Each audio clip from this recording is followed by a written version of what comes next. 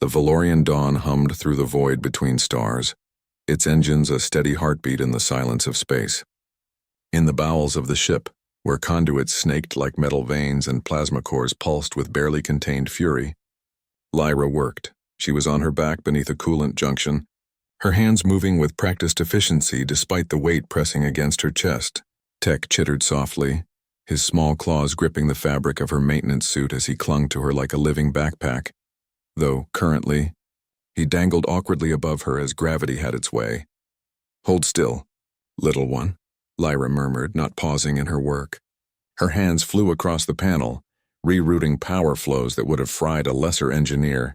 Tech responded with a gurgling purr, his 6 eyes blinking in sequence as he watched the sparks dance. The Valorian crew had stopped asking questions 3 cycles ago. At first, there had been concern.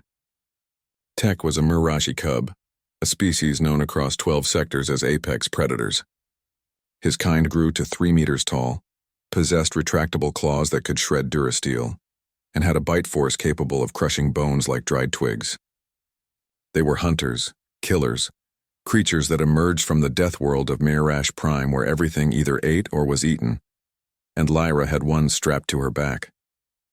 It had started on Station Kepler 7, during a routine resupply stop. Lyra had been heading back to the ship when she heard the sound, a desperate keening cry that cut through the market's chaos. She'd found Tech in a cage far too small, his bioluminescent stripes dim with malnutrition. The trader claimed he was exotic merchandise. Lyra had paid the man. Then she'd broken his jaw. The station authorities had pretended not to see that either. Now, 3 cycles later, Tech had become her shadow. He rode on her back during repairs, slept curled against her inner quarters, and followed her through the corridors with an ungainly waddle that would one day become a predator's prowl. The crew of the Valorian Dawn was composed of species from across the galactic Union, Threxians with their crystalline logic, Volnari who communicated in color-shifting patterns, even a Gex whose species found human behavior baffling at the best of times. They watched Lyra work with a Death World predator clinging to her, and they said nothing. But they saw everything.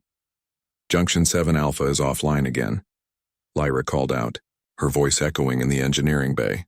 She'd emerged from the crawl space, Tech now properly positioned on her back, his tail wrapped around her waist for balance. Captain Vensha, a Threxian whose carapace gleamed like polished obsidian, observed from the elevated walkway. His compound eyes tracked her movement with mathematical precision. "Can you restore it?" he asked, his voice like wind through crystal. "Give me 20 minutes and a plasma welder." Lyra was already moving, Tech adjusting his grip. The cub had grown in 3 cycles. His head now reached past her shoulder and his weight made her movement slower, more deliberate. She never complained. The rest of the engineering crew, 4 Volnari and 2 humans, worked around her. They'd learned to account for her reduced mobility, to position tools within easy reach to cover the tasks that required speed over precision. No one had asked them to. No one needed to. Humans, the galaxy had learned, did not abandon their young, even when that young wasn't their own species. The repair took 30 minutes. Tech had fallen asleep halfway through, his warm weight a familiar pressure against Lyra's spine. She worked in the cramped space, sweat beading on her forehead as she rerouted the plasma flow. Her shoulders screamed. Her back ached. She finished the job. When she emerged, Lieutenant Krast, one of the human crew, was waiting with a protein bar and a flask of water. He said nothing, just pressed them into her hands and walked away. Lyra noticed he'd brought an extra bar.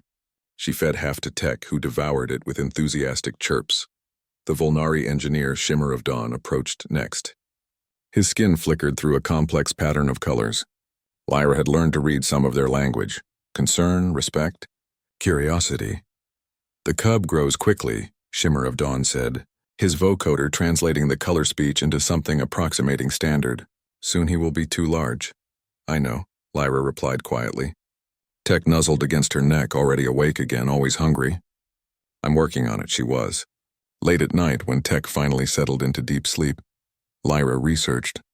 She'd contacted Mirashi officials, xenobiologists, anyone who might know how to care for a growing predator cub. The responses were always the same. "Return him to Mirash Prime. He belongs with his kind."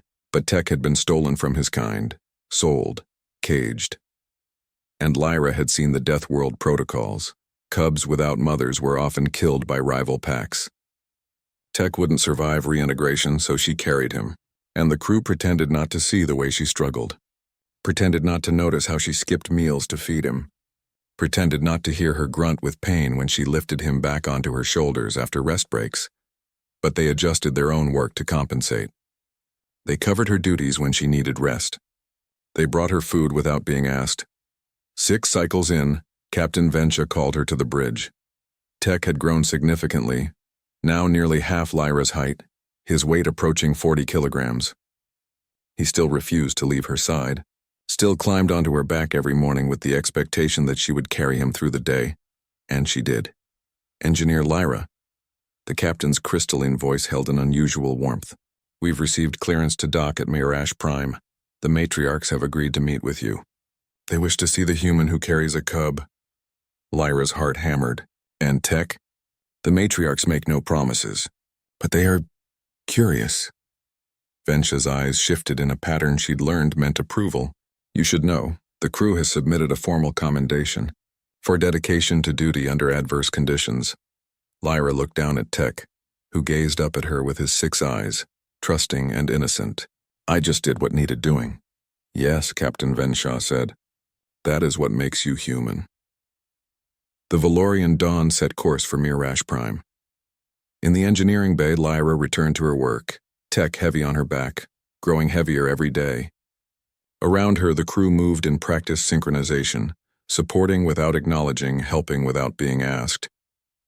They pretended not to see her labor, but they saw her strength. And in the cold void between stars, that made all the difference.